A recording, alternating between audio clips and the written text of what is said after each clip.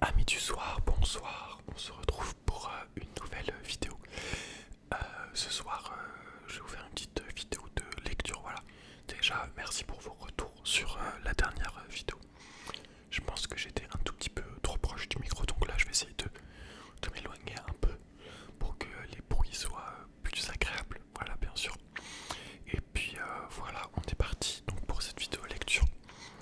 Alors, en fait, ça va être une série de vidéos, je pense, parce que donc voilà, j'ai ce livre-là, je pense à lire Ernest Hemingway, Le vieil homme et la mer.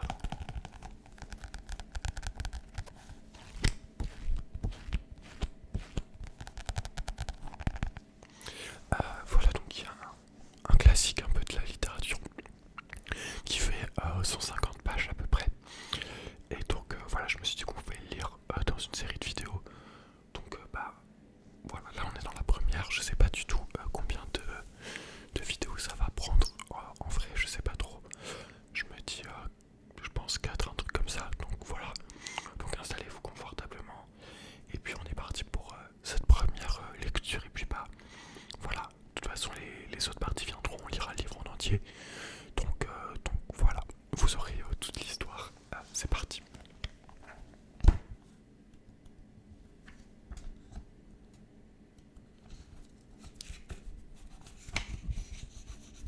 Voilà, je vais essayer aussi de faire un peu des bruits avec les pages. J'espère que ce sera assez agréable.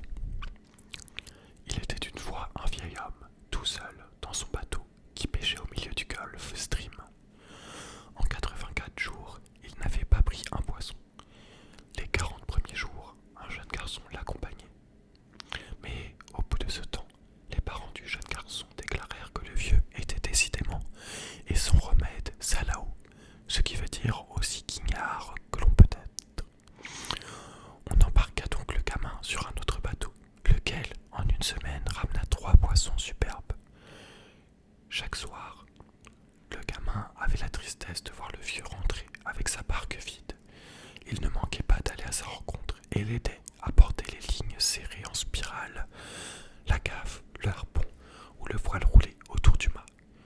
Le voile était rapiécé avec de vieux sacs de farine ainsi repliés. Elle figurait le drapeau en perles de la défaite. Le vieil homme était maigre et sec, avec des rides comme des coups de couteau sur la nuque, les taches brunes de cet inoffensif cancer de la peau que cause la réverbération du soleil sur la mer des tropiques marquaient ses joues. Elle couvrait presque entièrement les 2 côtés de son visage. Ses mains portaient les entailles profondes que font les filins au bout desquels se débattent les lourds poissons. Mais aucune de ces entailles n'était récente. Elles étaient vieilles comme les érosions d'un désert sans poisson. Tout en lui était vieux, sauf son regard qui était gai et brave et qui avait la couleur de la mer. « Santiago, dit le gamin, tandis qu'il escaladait le talus après avoir tiré la barque à sec. Je pourrais revenir avec toi maintenant, on a de l'argent. » Le vieux avait appris au gamin à pêcher et le gamin aimait le vieux. « Non, dit le vieux, t'es sur un bateau, qu'a de la veine, faut y rester. Mais rappelle-toi quand on a passé tous les deux 87 jours sans rien attraper, et puis tout d'un coup qu'on en a ramené des gros tous les jours pendant 3 semaines. » Je me rappelle, dit le vieux, je sais bien que ce n'est pas par découragement que tu m'as quitté. C'est papa qui m'a fait partir. Je ne suis pas assez grand, faut que j'obéisse, tu comprends? Je sais, dit le vieux. C'est bien naturel. Il a pas confiance. Non, dit le vieux, mais on a confiance tous autres, hein? Oui, dit le gamin. Tu veux dire que je te paie une bière à la terrasse? On remisera tout ça ensuite. C'est ça, dit le vieux, entre pêcheurs. Il s'assira à la terrasse où la plupart des pêcheurs se moquèrent du vieux, mais cela ne l'irrita nullement. Les autres vieux le regardaient et se sentaient tristes. Toutefois, ils ne firent semblant de rien et engagèrent une conversation courtoise sur les courants, les fonds où ils savaient traîner leurs lignes, le beau temps persistant et ce qu'ils avaient vu. Les pêcheurs dont la journée avait été bonne étaient déjà rentrés. Leurs poissons ouverts étaient étalés sur 2 planches que 4 hommes, un à chaque bout, vacillant jusqu'à la pêcherie. Le camion frigorifique venait rechercher cette marchandise pour l'amener au marché de la Havane. Ceux qui avaient attrapé des requins les avaient livrés à l'usine à requins, de l'autre côté de la baie, où l'on pend les scales à un croc pour leur enlever le foie, leur couper les ailerons et les égorger. Après quoi, leur chair débitée en filet va au saloir. Quand le vent soufflait de l'est, l'odeur de l'usine à requins remplissait le beurre. Ce jour-là, il n'en arrivait qu'un faible relent, car le vent, après avoir tourné au nord, était tombé. Il faisait bon au soleil sur la terrasse. « Santiago, dit le gamin. »« Quoi ?» dit le vieux. Il tenait son verre à la main et songeait aux jours anciens. « Veux-tu que j'aille te pêcher des sardines pour demain ?»« Non, va plutôt jouer au baseball. Je peux encore ramener et Rogelio lancera le filet. J'aimerais bien pourtant, comme j'ai plus le droit de pêcher avec toi, alors je cherche à t'aider autrement. »« Tu m'as payé à boire, dit le vieux. T'es déjà un homme. » Quel âge que j'avais quand tu m'as emmené dans un bateau pour la première fois? T'avais 5 ans et t'as bien failli y rester. Tu te rappelles quand j'ai ramené le poisson sans l'avoir assez fatigué et qu'il a manqué de démolir toute la boutique? Tu penses que je me rappelle? Et il donnait des coups de queue et ça faisait un de ses raffus. Et puis le banquier a cassé. Toi, tu te flanquais des coups au poisson. Et puis tu m'as basculé à l'avant, en plein dans les paquets de lignes mouillées. Je sentais le bateau qui tremblait. Je t'entendais cogner à toute force comme si tu coupais un arbre. Et puis je me rappelle l'odeur du sang qui était tellement fade. Tu te rappelles vraiment tout ça? Ou bien c'est moi qui te l'ai raconté? Je me rappelle tout ce qui s'est passé depuis la première fois qu'on est sortis ensemble. Le vieil homme regarda de ses bons yeux, confiant, pâli par le soleil. Si t'étais mon fils, je t'emmènerais avec moi et je risquerais le coup, dit-il. Mais t'as ton père et ta mère et t'es dans un bateau qu'à de la veine. Tu veux pas que je m'occupe des sardines? Je pourrais même trouver 4 appâts, je sais où. J'ai encore les miens d'aujourd'hui, je les ai mis au sel dans la caisse. Tu veux pas que je t'en apporte 4 frais? Rien qu'un, dit le vieux. Son espoir, sa confiance n'avaient jamais faibli, mais à la fin, ça me nuisait comme une prise qui tombe.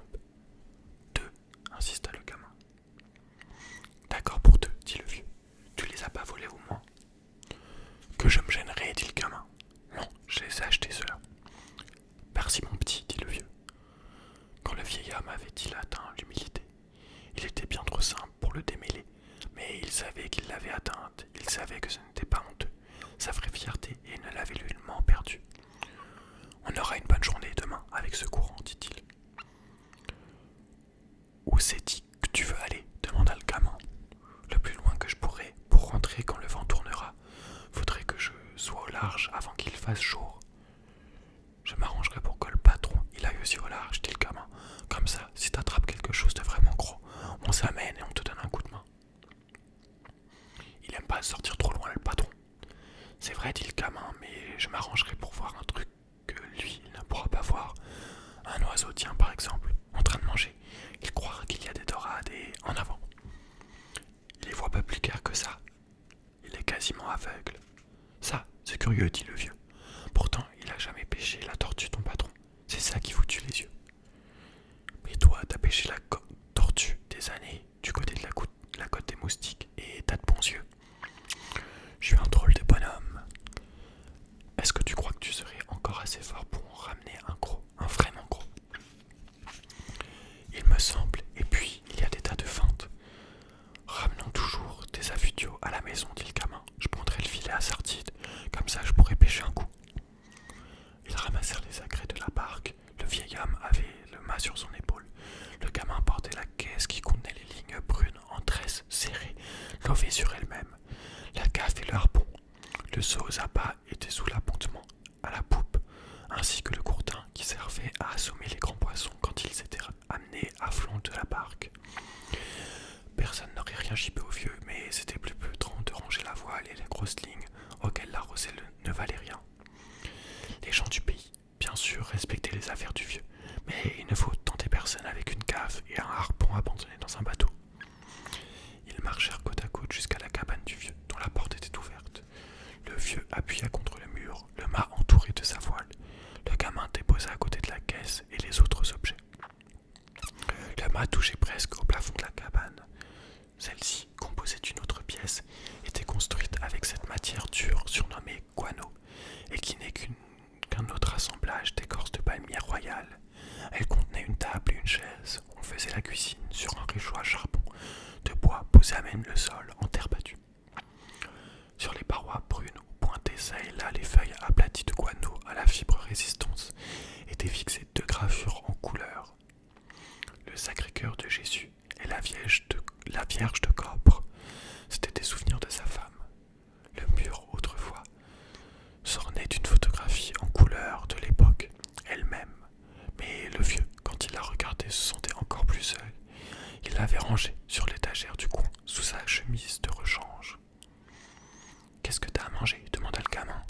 « Une potée de riz au savron avec du poisson. T'en veux ?»« Non, je mangerai à la maison. »« Tu veux que je te fasse du feu ?»« Non, j'en ferai plus tard. Peut-être que je mangerai le riz froid. »« Je peux t'y prendre le filet à sardines ?»« Bien sûr. » Il n'y avait pas de filet à sardines. Le gamin se rappelait fort bien de l'époque où il avait été vendu. Mais il jouait cette petite comédie tous les jours. Il n'y avait pas davantage de riz au safran ni de poisson. 85, c'est un bon chiffre, dit le vieux. Qu'est-ce que tu dirais si tu me voyais en ramener un qui peserait une demi-tonne dans ma frégate ? Je prends le filet et je vais aux sardines. Pourquoi tu t'assoirais pas au soleil devant la porte ? C'est ça, je vais lire la page de baseball dans le journal d'hier. Le gamin ne savait pas si le journal d'hier faisait partie de la comédie. Mais le vieux alla le tirer de dessous son lit. C'est Péricot qui me l'a donné, à la bodega, dit-il en matinière d'explication. Je viendrai quand j'aurai des sardines, je mettrai les tiennes et les miennes dans la glace, et demain matin on partage. Quand je me ramènerai, tu me raconteras tout ce qu'il y a sur le baseball. Les Yankees peuvent pas perdre. Moi, j'ai peur des Indians de Cleveland. Aie confiance dans les Yankees, mon enfant. Pense au grand DiMaggio. J'ai peur à la fois des Tigres de Détroit et des Indians de Cleveland. Méfie-toi, tu vas bientôt avoir peur des Rouges de Cincinnati et des Bas Blancs de Chicago. Tu potasses la question 1. Et puis, tu me racontes tout ce que je reviens. Tu crois qu'on devrait acheter un billet de loterie qui se termine par un 85 ? Demain, c'est le 85e jour. C'est une idée, dit le gamin. Mais qu'est-ce que tu dirais au 87 de ton fameux poisson ? Ces choses-là n'arrivent pas deux fois. Crois-tu que tu pourras trouver un 85 ? Je pourrais en commander un. Un dixième, ça fait $2,50. À qui est-ce qu'on va les emprunter ? Bah, c'est pas dur. Je trouverai toujours bien $2,50. Moi aussi, peut-être, mais j'essaie de pas emprunter. Tu commences par emprunter et bientôt te voilà mendiant. Couvre-toi bien, grand-père, dit le gamin. Oublie pas qu'on est en septembre. Le mois des grands poissons, dit le vieux. N'importe qui peut se faire pêcheur en mai. Allez, je m'occupe des sardines, dit le gamin. Quand le jeune garçon revient, le vieux dormait dans son fauteuil et le garçon était couché. Le jeune garçon enleva du lit la vieille couverture militaire et la disposa par-dessus le dossier du fauteuil sur les épaules du vieux. C'était de curieuses épaules, puissantes en dépit de la vieillesse. Le cou aussi conservait de la force. On en voyait moins les stries dans cette posture de sommeil qui maintenait la tête penchée en avant. La chemise du vieux avait tellement de pièces qu'elle ressemblait à la voile de sa barque. Ces pièces étaient prises en se fanant 1000 teintes variées. La tête, elle, était très vieille. Ce visage aux yeux fermés n'avait plus l'air vivant. Le journal était étalé sur les genoux du vieux. Le poids de son bras le défendait contre la brise du soir. Le vieux était pieds nus. Le gamin le laissa à son somme en s'absenta de nouveau. Quand il revient, le vieux dormait toujours.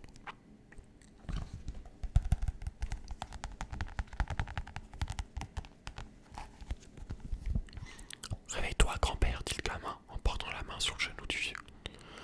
Le vieux ouvrit les paupières et mit un bon moment à sortir des profondeurs de son rêve, puis il sourit. Qu'est-ce que t'as là ? demanda-t-il. Le dîner, dit le gamin. On va dîner. J'ai pas faim. Allez, viens manger. Tu peux pas aller pêcher si tu manges rien. Ça m'est déjà arrivé, dit le vieux, en se levant et rempliant le journal. Il commença à plier la couverture. Garde la couverture sur toi, dit le gamin. je serai vivant. T'iras pas à la pêche le ventre vide. Bon, tâche de vivre longtemps et de prendre soin de toi, dit le vieil homme. Qu'est-ce que tu nous offres? Des haricots noirs avec du riz, des bananes frites et du ragoût. Le gamin avait été chercher tout cela à la terrasse et le rapportait dans une gamelle. Les couteaux, fourchettes et cuillères pour deux étaient dans sa poche, enveloppés dans des serviettes en papier. Qui c'est qui t'a donné tout ça? Martin, le patron. Faudrait que je le remercie. T'as pas besoin, dit le gamin, je l'ai déjà remercié. Je donnerai les filets de dessous d'un grand poisson, dit le vieux.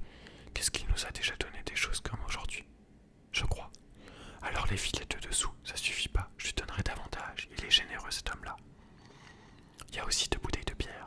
Moi, j'aime mieux la bière en boîte. Je sais bien, mais celle-là, elle est en bouteille. C'est de la bière à tuer. Je lui rapporterai les bouteilles vides. T'es bien gentil, dit le vieux. Alors, c'est dit qu'on mange. Je te l'ai déjà proposé, dit le gamin, avec douceur. Je voulais pas ouvrir la gamelle avant que t'en aies envie, tu comprends? Ben, je suis prêt maintenant, dit le vieux. Fallait seulement le temps de me laver. Tout te laver où? Se demanda le gamin. La fontaine publique était à 2 rues de là. Faudrait que je lui apporte de l'eau, songea le gamin, et du savon, et une bonne serviette. Je pense vraiment à rien, faudra lui trouver aussi une autre chemise et un paletot pour l'hiver, et puis des chaussures, et puis une autre couverture. Et les fameux ton ragoût, dit le vieux. Alors, le baseball, demanda le gamin.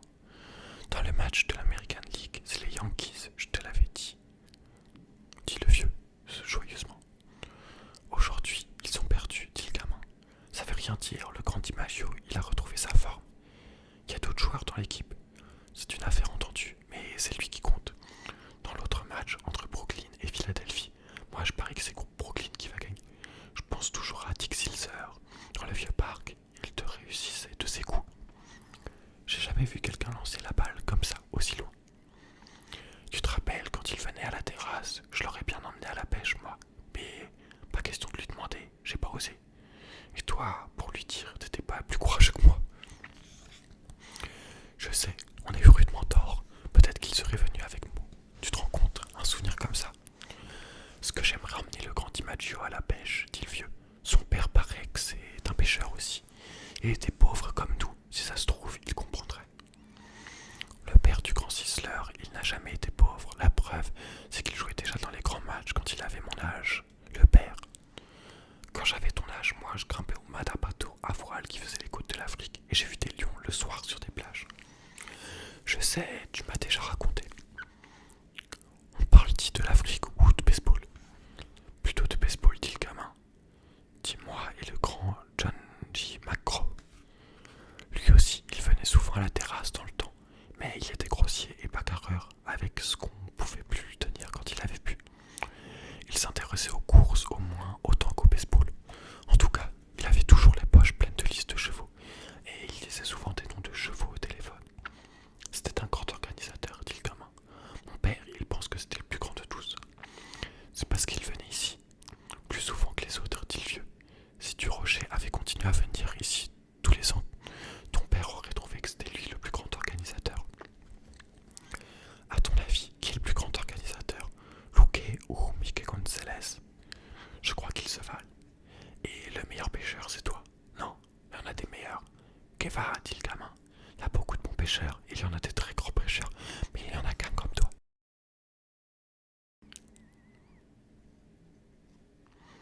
Merci petit, tu me fais bien plaisir, j'espère que je ne rencontrerai jamais un poisson tellement costaud qu'il te fasse mentir. C'était aussi costaud que je le dis, ce poisson-là, il n'existe pas.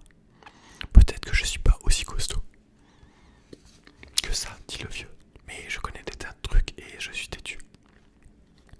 Tu devrais te coucher maintenant, pour être à l'attaque demain. Je vais rapporter tout ça à la terrasse. Eh bien, alors bonsoir, je te réveillerai demain matin. C'est toi qui es mon réveil matin, dit le gamin. Moi, c'est mon âge qui est mon réveil matin, dit le vieux. Pourquoi que les vieux se réveillent tôt? C'est dit pour avoir des jours plus longs. Je sais pas, dit le gamin. Tout ce que je sais, c'est qu'à mon âge, à moi, on dort tard et qu'on a du mal à se réveiller. Je me souviens encore de ce temps-là, dit le vieux. Je te réveillerai bien à l'heure. J'aime pas quand c'est lui qui me réveille, ça me donne l'impression d'être son inférieur. Je sais. Dors bien, grand-père. L'enfant s'en alla. Il avait dîné sans lumière, les vieux le vieux enleva son pantalon et se coucha dans l'obscurité. Il roula le pantalon en boule, le bourra de journaux et s'en fit un oreiller. Il s'entoura de la couverture et s'allongea sur d'autres vieux journaux qui couvraient le sommier du lit. Bientôt endormi, il rêva de l'Afrique, de sa jeunesse, des longues plages dorées, des plages éclatantes, si éclatantes qu'elles font mal aux yeux, des caps altiers, des grandes montagnes brunes. Toutes ces nuits, il les passait sur cette côte africaine. Le mugissement des vagues emplissait ses rêves et il voyait les pirogues des nègres courir sur les prisons. L'odeur de goudron et des toupes que l'on sent sur les ponts de bateaux parfumait son sommeil. À l'aurore, c'est l'odeur même de l'Afrique que la brise de terre lui apportait. Généralement, quand il sentait la brise de terre, il s'éveillait, s'habillait et allait secouer le gamin. Mais cette nuit-là, l'odeur de la brise de terre vient très tôt. Trop tôt, pensa-t-il, au milieu de son rêve. Il continua à dormir pour voir les blancs pics des îles surgir de la mer. Il vit ensuite les portes et les rades des îles Canaries. Il ne rêvait plus jamais de tempêtes, ni de femmes, ni de grands événements, ni de poissons énormes, ni de bagarres, ni d'épreuves de force, ni même de son épouse. Il ne rêvait que des paysages et des lions au bord de la mer. Les lions jouaient comme des chats dans les crépuscules. Il les aimait. Il aimait le gamin. Jamais il ne rêvait du gamin. Il s'éveilla, regarda la lune par la porte ouverte, puis déroula son pantalon et l'enfila. Dehors, il urina contre la cabane et prit la route qui montait pour aller réveiller le gamin. Il frissonnait dans le froid matinal, mais il savait que ses frissons le réchaufferaient et qu'il serait bientôt penché sur des rames. La porte de la maison où habitait le gamin n'était pas fermée à clé. Il l'ouvrit et entra silencieusement sur ses pieds nus. Le gamin dormait dans un petit lit qui se trouvait dans le vestibule. Le vieux l'aperçut nettement à la clarté de la lumière pâlissante. Il le prit doucement par un pied et tint ce pied en l'air. Le gamin s'éveilla, se retourna et regarda le vieux qui lui fit signe de la tête. Le gamin attrapa son pantalon sur une chaise et le passa sans se lever.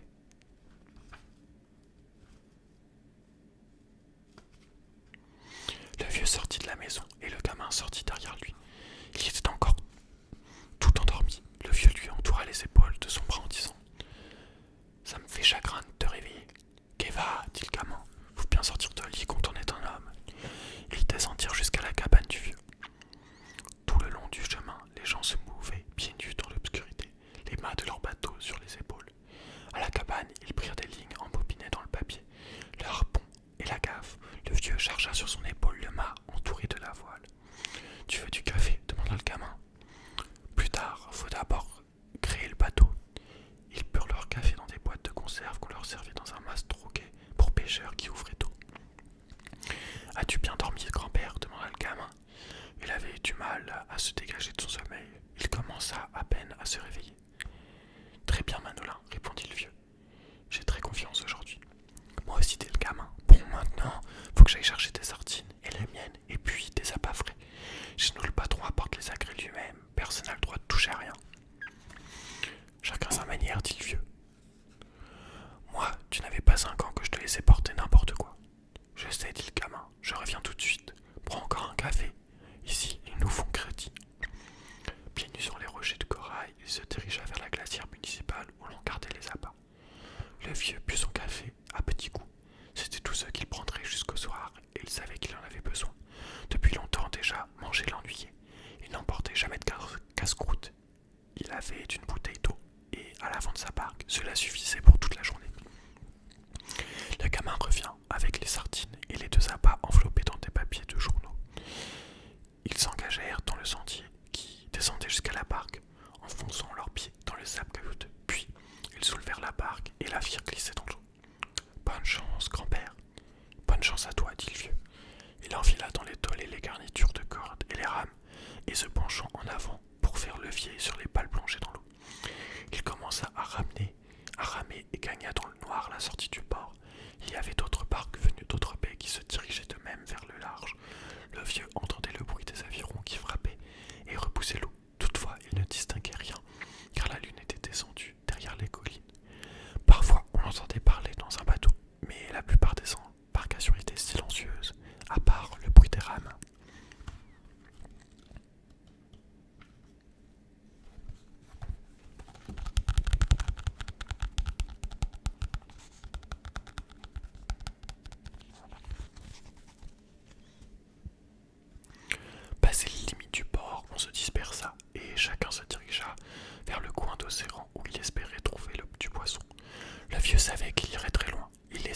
lui le parfum de la terre. Chaque coup de rame l'enfonçait dans l'odeur matinale et pure de l'océan. Dans l'eau, il voyait les algues phosphorescentes du Gulf Stream. Il passait au-dessus de cette région marine que les pêcheurs appellent le Grand Puits, à cause d'une brusque dépression de 1500 mètres où le poisson pullule, attiré par les tourbillons que produit le choc du courant contre les murailles abruptes du fond de la mer. Il y avait des bancs de crevettes et de sardines, parfois même des colonies de seiches dans les trous les plus profonds. La nuit, tout cela montait à la surface et servait de nourriture aux poissons errants. Voilà, on va s'arrêter ici. Hop, je vais garder la page. Voilà, en vrai on a lu pas tant de pages que ça, mais voilà, je pense que la série du coup durera pas mal de vidéos. Voilà, je vous souhaite